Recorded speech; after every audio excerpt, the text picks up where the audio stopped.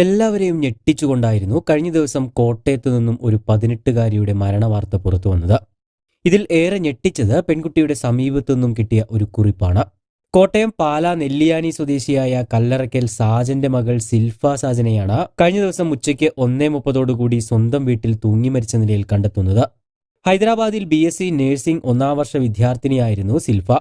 കഴിഞ്ഞ ഈസ്റ്റർ അവധിക്ക് നാട്ടിലേക്ക് എത്തിയതായിരുന്നു. തുടർന്ന് വരുന്ന ജൂൺ 1-ാം തീയതി തിരികെ ഹൈദരാബാദിലേക്ക് തന്നെ പോകാനിരിക്കുകയുമായിരുന്നു. ഈ പെൺകുട്ടി എഴുതിയത് എന്ന് കരുതുന്ന കുറിപ്പ് ഓരോ രക്ഷിതാക്കളെ സംബന്ധിച്ചിടത്തോളവും ഒരുപാട് ആശങ്കയ്ക്കിടയാക്കുന്ന ഒന്നാണ്. 8ാം ക്ലാസ് മുതൽ താൻ മരണത്തിനായി കാത്തിരിക്കുകയായിരുന്നു എന്നാണ് പെൺകുട്ടി കുറിപ്പിൽ വ്യക്തമാക്കിയിട്ടുള്ളത്. എങ്ങനെയെങ്കിലും മരിക്കണമെന്നും 8ാം ക്ലാസ് മുതൽ താൻ മരണത്തിനായി കാത്തിരിക്കുകയാണെന്നും അതുപോലെ തന്നെ താൻ മരണത്തെ പ്രണയിക്കുകയാണ് എന്നൊക്കെയാണ് പെൺകുട്ടി കുറിച്ചിട്ടുള്ളത്.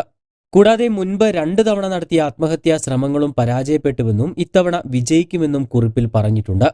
ഇങ്ങനെയുള്ള ആത്മഹത്യാ പ്രവണതകൾ ഒരു ഗുരുതരമായ മാനസിക വെല്ലുവിളിയാണ് എന്നാണ് ആരോഗ്യ വിദഗ്ധർ ചൂണ്ടിക്കാണിക്കുന്നത്. ആത്മഹത്യാ ചിന്തകൾ ചിലരിൽ മോശം അവസ്ഥകൾ വന്നു ചേരുമ്പോഴോ ചിലരിൽ പ്രത്യേകിച്ച് കാരണങ്ങളില്ലാതെ തലച്ചോറിലെ രാസവസ്തുക്കളുടെ വ്യതിയാനം മൂലമോ വിഷാദരോഗത്തിലേക്കും തുടർന്ന് ആത്മഹത്യാ പ്രവണതയിലേക്കും നയിച്ചേക്കാം. ഇങ്ങനെയുള്ള മാനസിക വിഷമതകൾ വന്നു ചേരുമ്പോൾ എത്രയും പെട്ടെന്ന് മാനസികാരോഗ്യ വിദഗ്ധരുടെ സഹായം തേടി ആരോഗ്യം വീണ്ടെടുക്കുകയാണ് വേണ്ടത്. നമ്മുടെ പ്രശ്നങ്ങൾ സ്വയം മനസ്സിലാക്കി എത്രയും വേഗം ചികിത്സ തേടുക.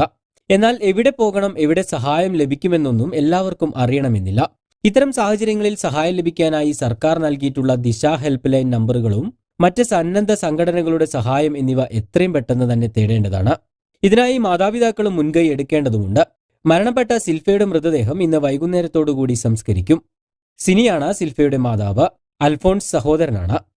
കൂടുതൽ വാർത്തകൾക്കും വിശേഷങ്ങൾക്കുമായി ചാനൽ സബ്സ്ക്രൈബ് ചെയ്യാൻ മറക്കരുത്.